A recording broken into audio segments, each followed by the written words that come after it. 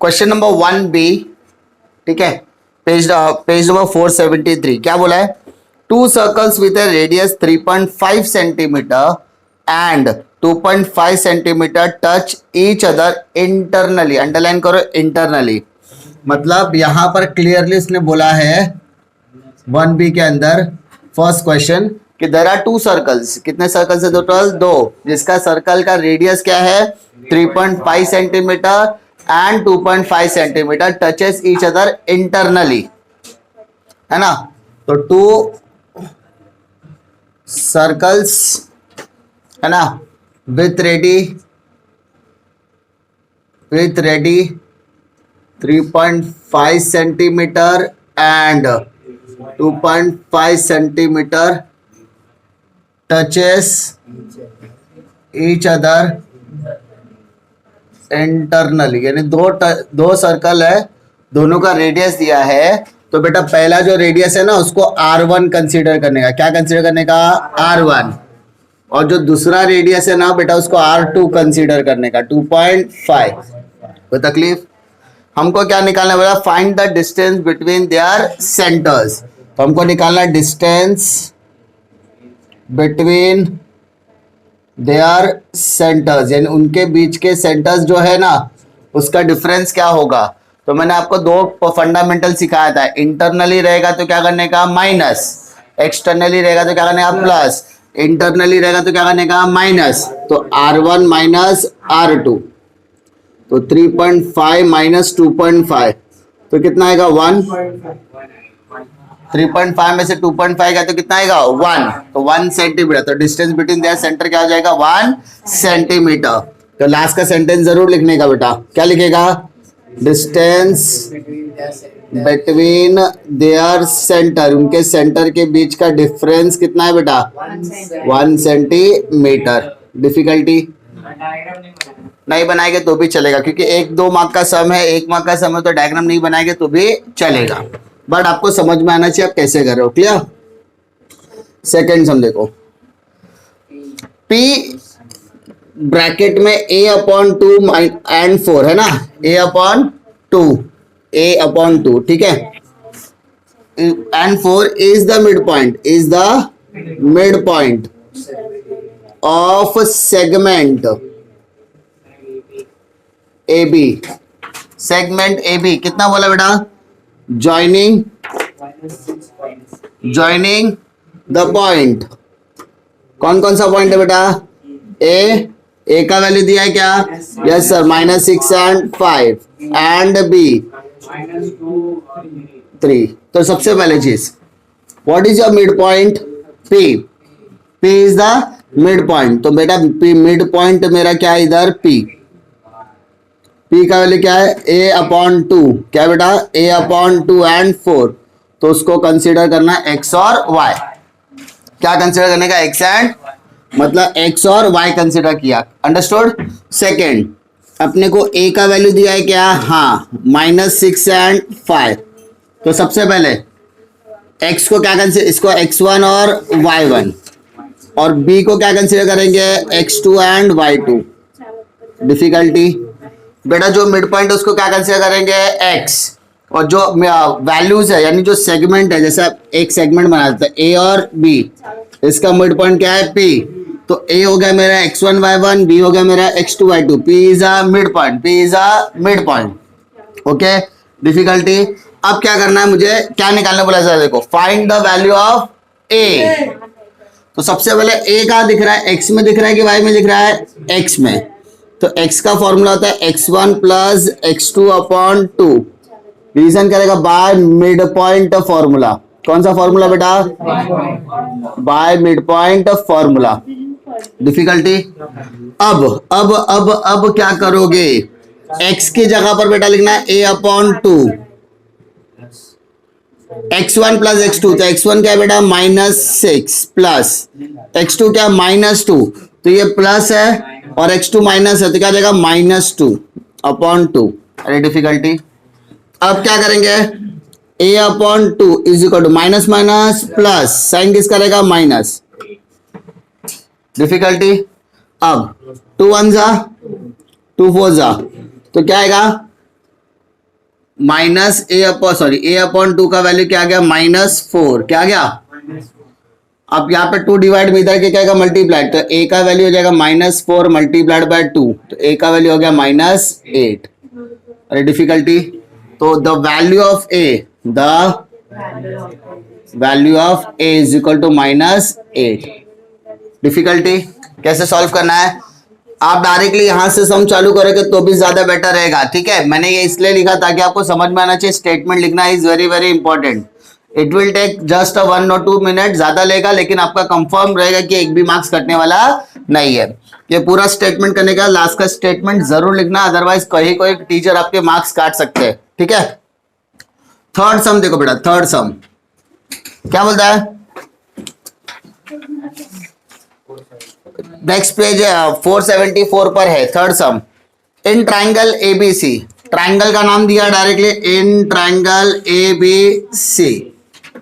ठीक है, क्या बोलता है, अगर A B square is equal to A C square plus B C square, या बी सी या सी बी स्क्वायर, तो अपने को क्या बोलता है, को state with the reason whether triangle ABC is a right angle triangle और नॉट। क्या कोई ट्राइंगल के अंदर A B square is equal to A C square plus B C square हो सकता है क्या, अगर हो सकता है तो क्यों। सिंपल, देख एक छोटा सा पहले राइट एंगल ट्राइंगल बना, ए बी स्क्वायर बोला, तो क्या ये ए बी स्क्वायर मेरा हाइपोटेनस हो सकता है, हाँ हो सकता है। मैं यहां पर सी बी लिखूं तो A C square plus B C square is equal to A B square बोल सकता हूं क्या, हाँ। तो ये राइट एंगल ट्राइंगल है, वी कैन अज्यूम दैट ये राइट एंगल ट्राइंगल है, और हमें जिस तरीके से नेमिंग चाहिए वो मिल भी रहा है। ए बी स्क्वायर मतलब हाइपोटेनियस, ए बी स्क्वायर मतलब हाइपोटेनियस का square is equal to base square और हाइट स्क्वायर मिल रहा है, तो इसको बोलेंगे बाय कन्वर्स। बेटा क्या बोलते हैं इसको, कन्वर्स ऑफ पाइथागोरस थ्योरम। कौन सा थ्योरम बेटा, पाइथागोरस थ्योरम के कन्वर्स से हम ऐसा बोल सकते हैं कि triangle ABC is a right angle triangle. Which theorem, कौन सा थ्योरम बोलते हैं बेटा, क्या वो कौन सा थ्योरम बोलेंगे, कौन सा theorem, by converse of Pythagoras theorem. क्योंकि राइट एंगल बोलने पर आप क्या लगाते हो, पाइथागोरस। राइट एंगल बोलने पर आप क्या लगाते हो, पाइथागोरस। अब अपने पाइथागोरस बोलने पर उसको क्या लगाएंगे, राइट एंगल, इसलिए उसको बोलते हैं कन्वर्स। क्या बोलते हैं बेटा, converse. Difficulty, okay. Now move to question number 4। Now move to question number 4। क्या बोलता है बेटा, एक छोटा सा डायग्राम दिया, ठीक है, उस डायग्राम को मैं शॉर्ट में बना देता हूं। आप लोग 1 मार्क के क्वेश्चन के लिए डायग्राम नहीं बनाओगे, ठीक है, बनाओगे तो भी चलेगा, नहीं बनाओगे तो भी चलेगा। 1 मार्क का क्वेश्चन है, इसलिए बी डी का वैल्यू कितना दिया है 3 और बी सी का वैल्यू कितना दिया है 7। ओके, क्या निकलने बोला, देखो in the figure B C is equal to 7 and B D is equal to 3, write the ratio, underline करो, write the ratio of triangle A B C upon area of a triangle A, sorry ऊपर A B D है और नीचे ए B सी है। तकलीफ, हमने याद है 1.1 एक्सरसाइज क्या था, 1.1 में क्या था कि अगर बेस सेम है तो हाइट लेने का, हाइट सेम है तो बेस लेने का, बेस सेम है तो हाइट लेने का, हाइट सेम है तो बेस लेने का। सर नहीं समझ में आया, क्या करने का, एरिया ऑफ अ ट्राइंगल का फॉर्मूला लगा दो। कैसा, 1/2 base into height, 1/2 base into height, 1/2 base into height, 1/2 base into height. बेटा ए बी डी का बेस क्या बताओ, ए बी डी का बेस क्या है, ए बी डी का बेस क्या है, ए बी डी का बेस क्या है, ए बी डी का बी डी, और ए बी सी का बेस क्या है, बी सी।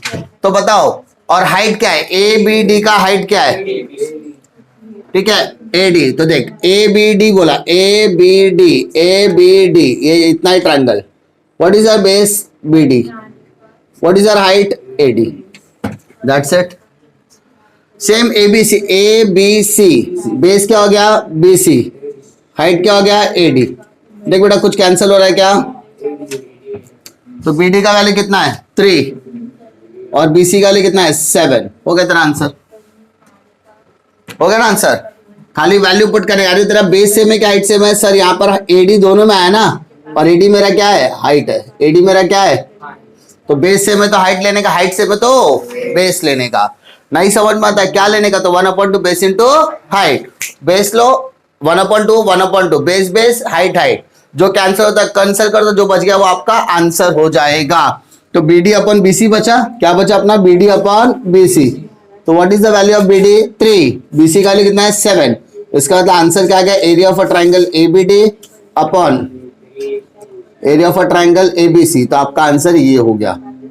अरे डिफिकल्टी बेटा कैसे करने का है, श्योर उसमें 1B में कोई क्वेश्चन में डिफिकल्टी नहीं आएगा, क्योंकि वो बहुत इजी तरीके के क्वेश्चंस होते हैं, ठीक है। चलो Navneet paper practice 2 page number 478 question number 1B continue कर रहे हैं हम लोग।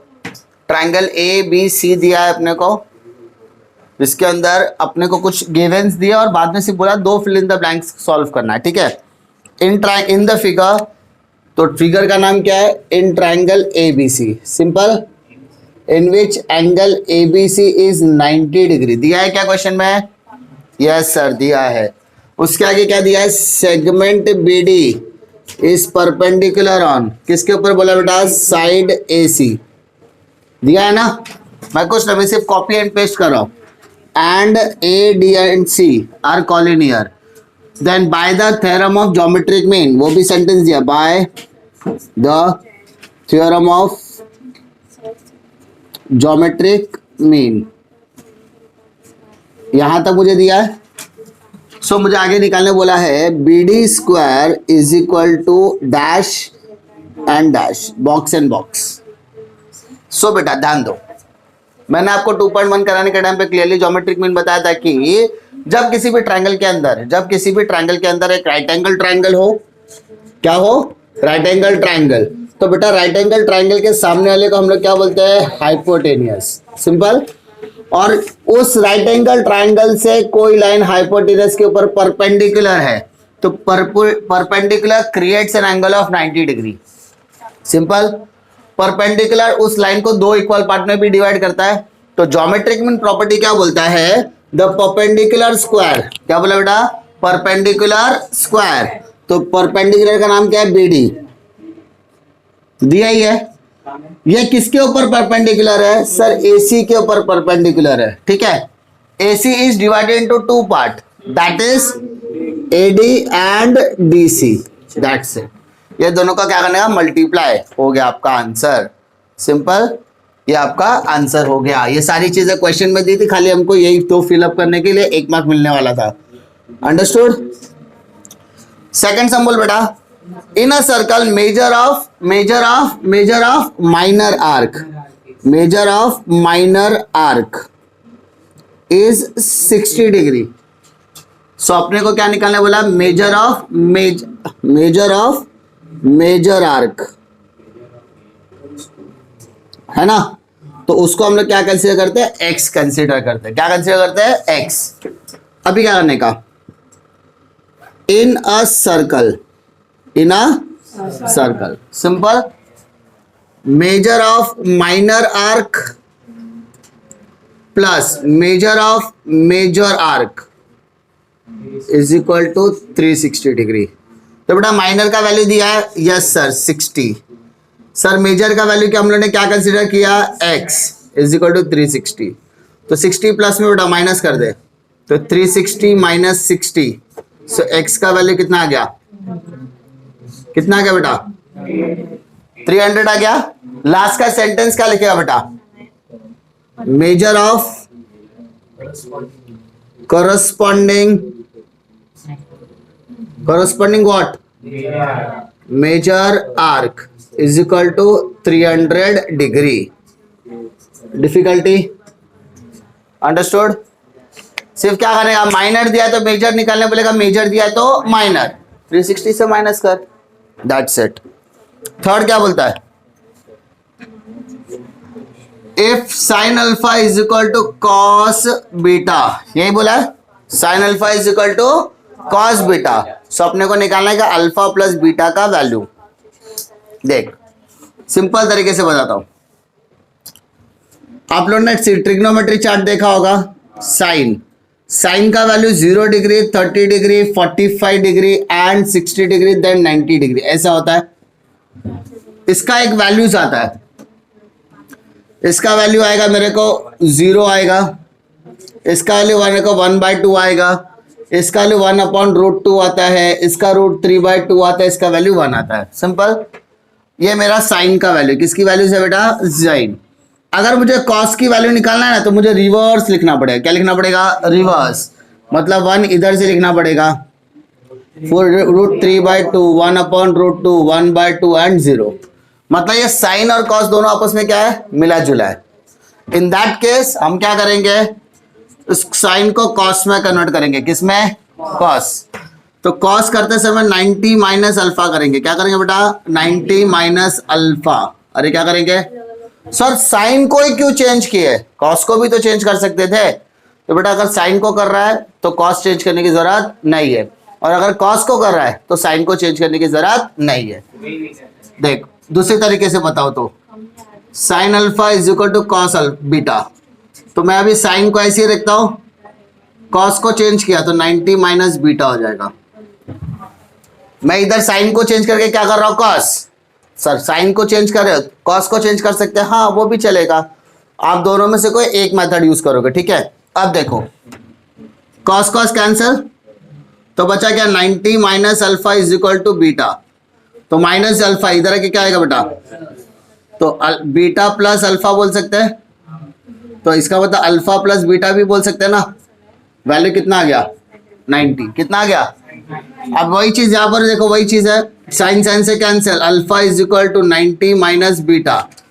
माइनस बीटा इधर की क्या आएगा? प्लस। तो alpha plus beta is equal to कितना आ गया? बात वही है, कहां ना पैसा पकड़ो, कहां ना पैसा पकड़ो, आंसर वही आने वाला है। बस फर्क क्या है? साइन और कॉस। साइन और कॉस। डिफिकल्टी उसके अलावा लास्ट सम क्या बोलता है? देखो फोर्थ सम क्या बोल रहा है बेटा? Triangle MNO is similar to triangle PQR। कोई डिफिकल्टी? सिमिलर बोला है, टेंशन लेने का जरूरत नहीं है। Then write the proportionality to X corresponding sides. देखो दिया ना करस्पॉन्डिंग साइड्स, तो बेटा करस्पॉन्डिंग साइड कैसे लेना है? Corresponding sides of similar triangle है ना। तो कैसे करने का देख, फर्स्ट सेकेंड, सो MN अपॉन PQ है ना। First second, second third NO upon QR। First third तो MO upon PR। That's it, हो गया आपका 1 मार्क का आंसर। डिफिकल्टी पक्का। करस्पॉन्डिंग साइड्स कैसे करना है?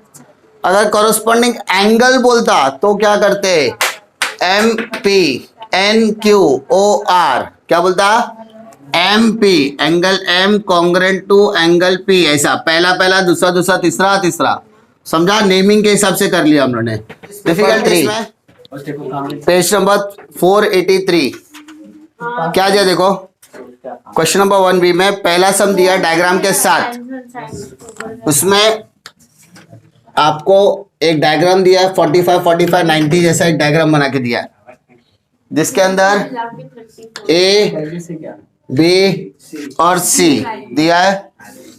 B का वैल्यू 90 डिग्री है, A का वैल्यू 45 डिग्री है और C का वैल्यू भी 45 डिग्री है। Okay.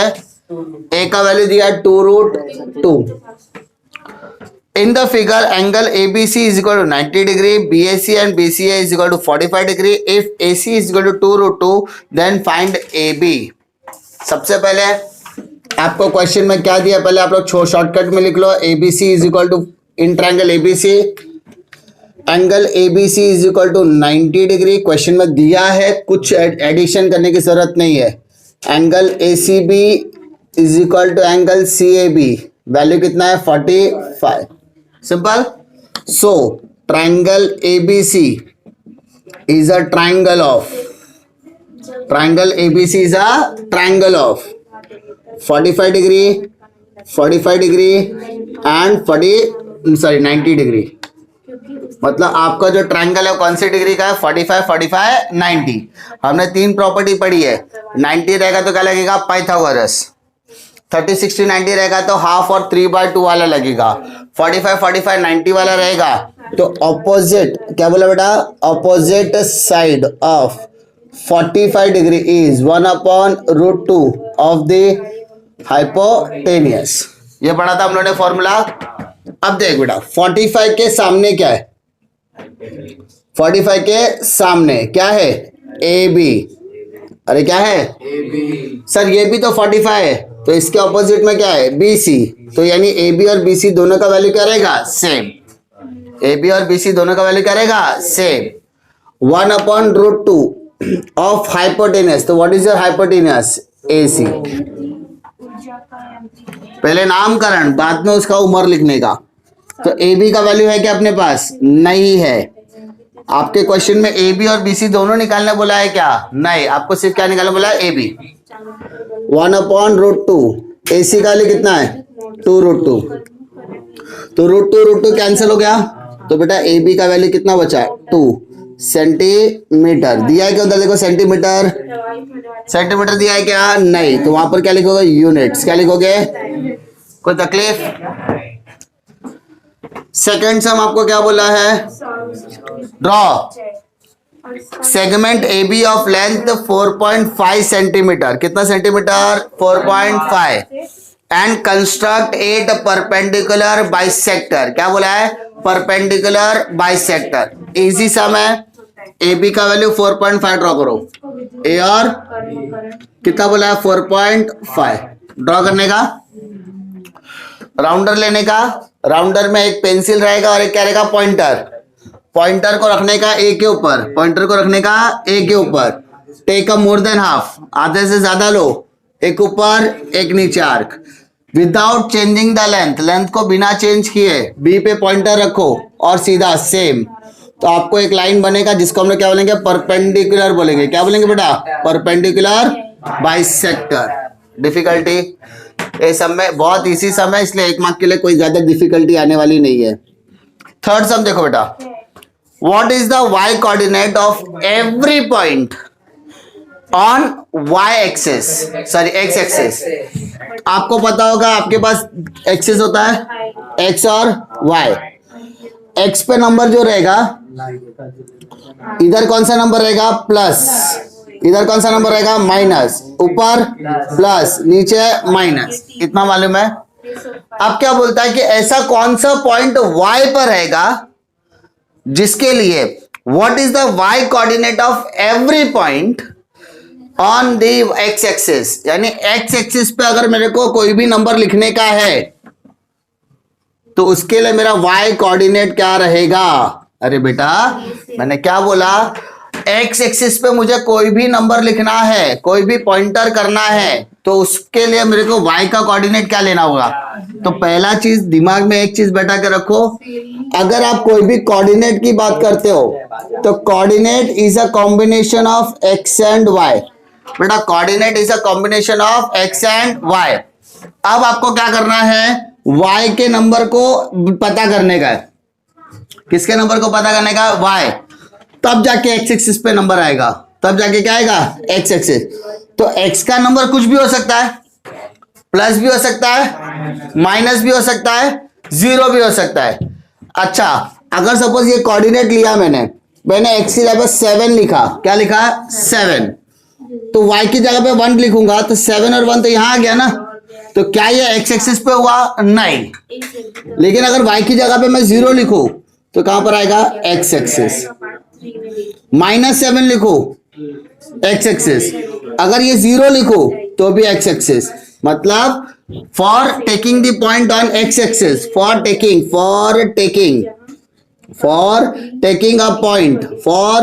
A point on x axis. क्या बोला बेटा, for taking a point on x axis. X axis पर पॉइंट लेने के लिए, एक्स एक्सिस पर पॉइंट लेने के लिए y should be equal to 0। y का वैल्यू क्या होना चाहिए, 0।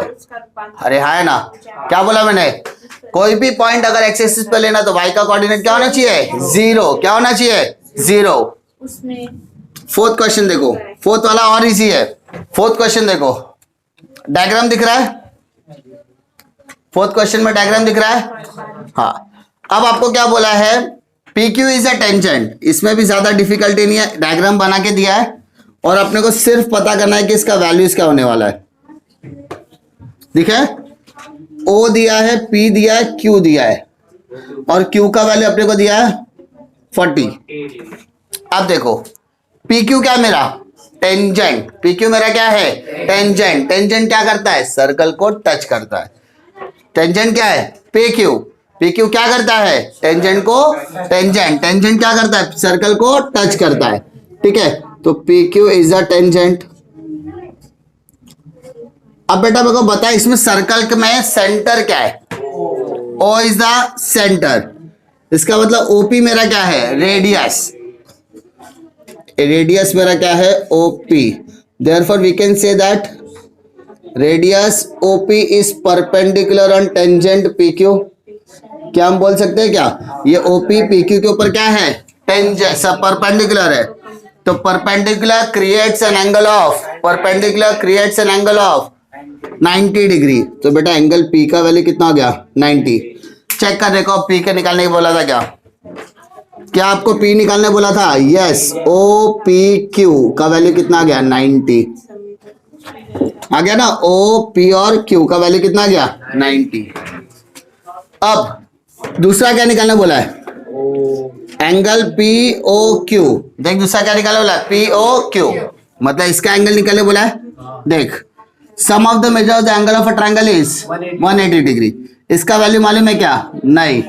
P का वैल्यू मालूम है क्या, हाँ। इसका वैल्यू मालूम है क्या, तो इसका वैल्यू कितना है, 90। इसका वैल्यू कितना है, तो 90 प्लस 40 कितना हो गया, 130। तो 180 में से 130 माइनस कर दे, 50। इसको बोलते हैं रिमेनिंग एंगल। क्या बोलते हैं बेटा, समझा। Sum of the measure of the angle of a triangle is 180 degree. Angle O plus angle P plus angle Q is equal to 180 degree. You have to put the values, P का value 90, Q का value कितना, 40। तो 90 plus 40 130, 130 plus का minus कर दो तो answer आ जाएगा 50। So angle POQ का वैल्यू कितना हो गया, 50 डिग्री। कितना हो गया, 50 degree. Difficulty question paper 4 page number 488 question number 1B। इसमें फर्स्ट सम हम लोग क्या कर देख रहे हैं, देखो, what are the coordinate of the origin. अरे भाई ओरिजिन में एक ही चीज आता है, O for origin, O for 0 0, कुछ नहीं, ओरिजिन। तो कोऑर्डिनेट ऑफ ओरिजिन क्या आएगा, कोऑर्डिनेट्स ऑफ ओरिजिन। तो बेटा आंसर आएगा 0 0। That's it. कितना टफ सम था देखो, ऐसे टफ सम आएगा तो आप तो क्लीन बोल्ड हो जाएगा ना, बहुत सिंपल है। Next, the height of triangle ABC and triangle DBC are 4/6, 4 centimetre and 6 centimetre respectively. Find area of a triangle ABC and area of a triangle DBC। आपको हाइट दिया है, क्या दिया है, हाइट। तो इसका मतलब कहीं ना कहीं इसका बेस क्या रहेगा, सेम रहेगा। क्या सेम रहेगा, बेस। तो आपको एरिया ऑफ अ ट्रायंगल बोला है, तो वैल्यूज क्या निकालोगे, 1.1 याद है, क्या था 1.1 के अंदर, कि अगर उसका बेस सेम रहेगा तो क्या लेने का, हाइट, और हाइट सेम रहेगा तो क्या लेने का, बेस। तो इसका मतलब अगर यहाँ पे हाइट का वैल्यू दिया तो ऑटोमेटिकली बेस क्या हो जाएगा बेटा आपका, सेम हो जाएगा। क्या हो जाएगा, सेम। यानी area of a triangle ABC upon area of a triangle DBC। आपको हाइट दिया है ना, तो हाइट 1 और हाइट 2 लेंगे। हाइट 1 क्या है, 4, हाइट 2 क्या है, 6। तो कैन वी कैंसल, यस। 2 2 जा 3, सॉरी 2 2 जा 4, 2 3 जा 6। Therefore area of a triangle ABC upon area of a triangle DBC, आपका आंसर क्या आ गया, 2/3। कोई दिक्कत, पक्का। थर्ड सम, इससे भी खतरनाक सम है। क्या बोलता है देखो, triangle PQR is similar to triangle XYZ। Similar बोला है तो या तो कॉरस्पॉन्डिंग साइड बोलेगा या तो कॉरस्पॉन्डिंग एंगल। तो आपको क्या बोला है, which angle is congruent to angle Q। तो बेटा एंगल Q का कॉन्ग्रेंट क्या रहेगा, एंगल Q का कॉन्ग्रेंट क्या रहेगा, तो बेटा क्यू बीच में, तो यहाँ पे बीच में क्या है, y, हो गया तेरा congruent.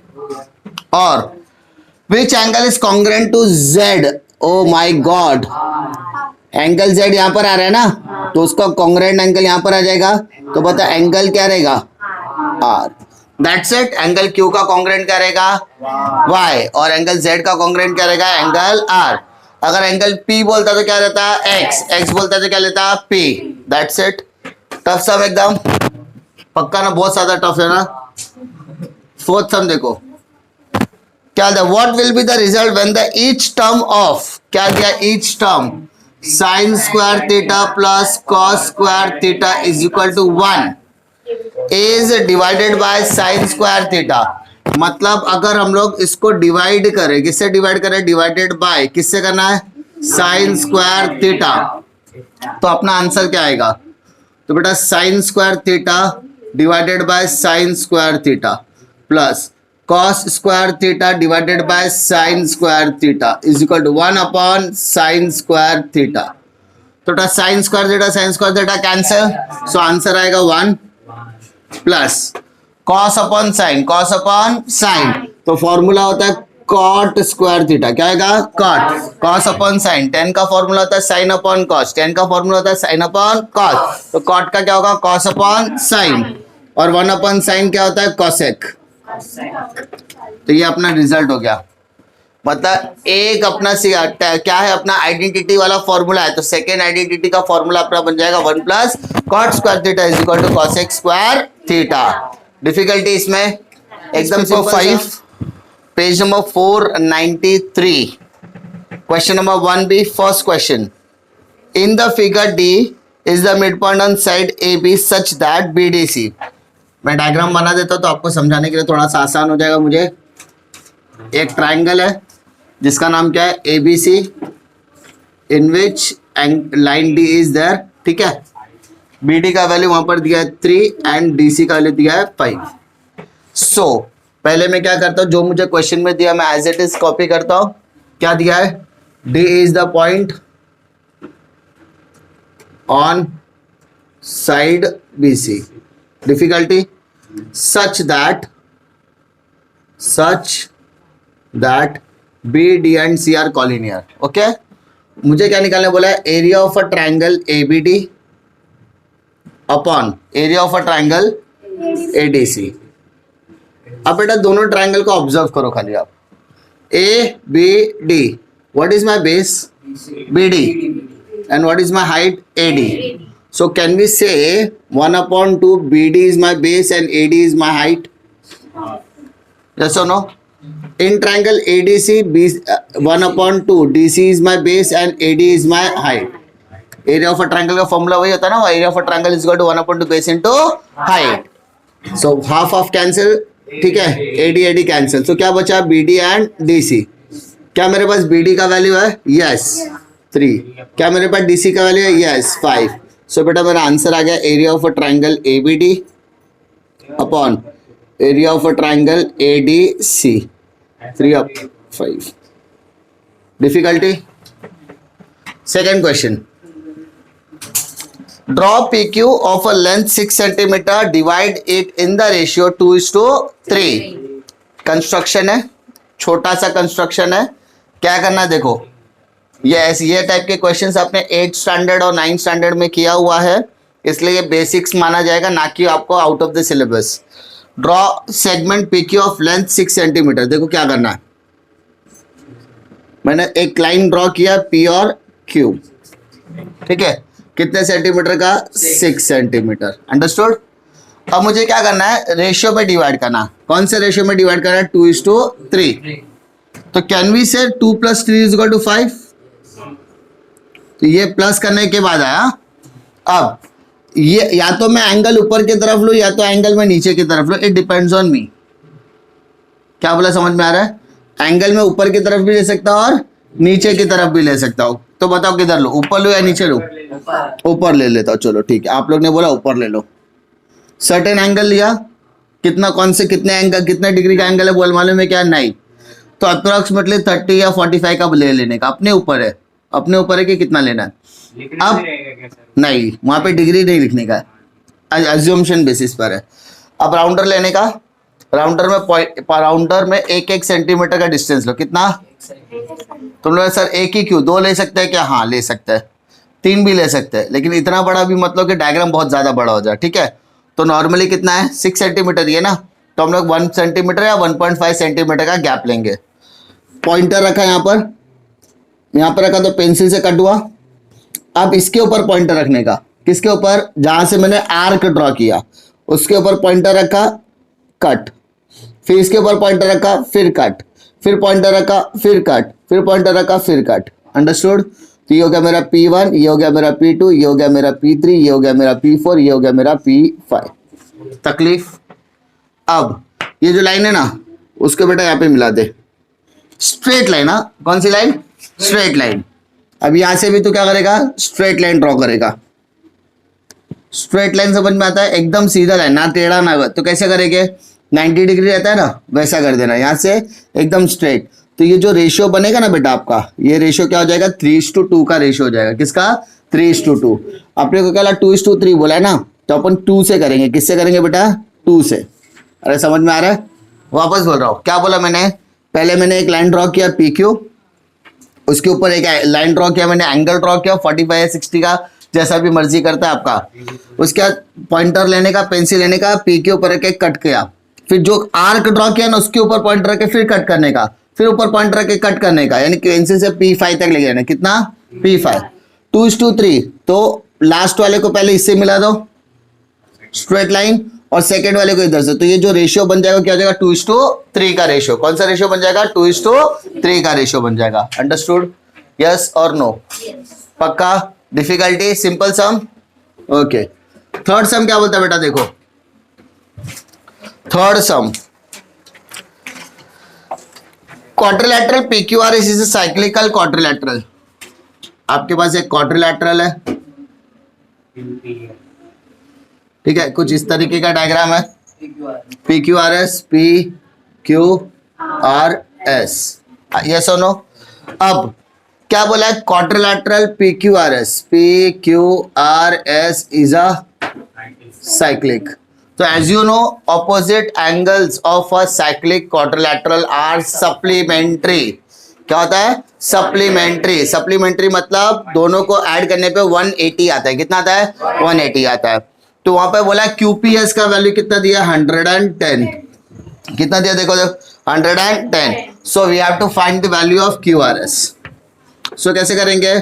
Opposite angles of cyclic quadrilateral is supplementary. Supplementary, yes, the sum of the opposite angles of, ठीक है, वैसा करके तो भी चलेगा। तो measure angle QPS plus measure angle QRS is equal to 180।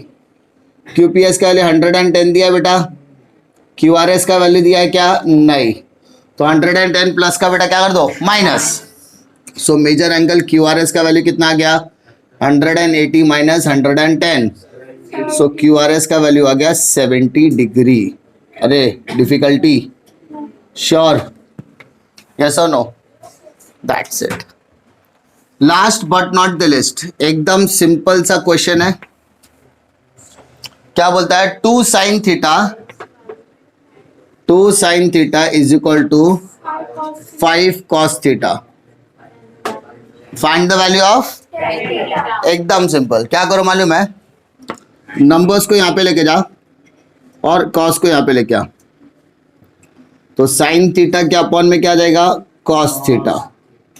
तो 5 के अपॉन में क्या जाएगा? 2। As you know sine upon cos का वैल्यू क्या होता है? 10। सो आपका आंसर आ गया 10 theta is equal to 5/2। That's it. Simple. Difficulty एकदम बेसिक सम, इजी सम।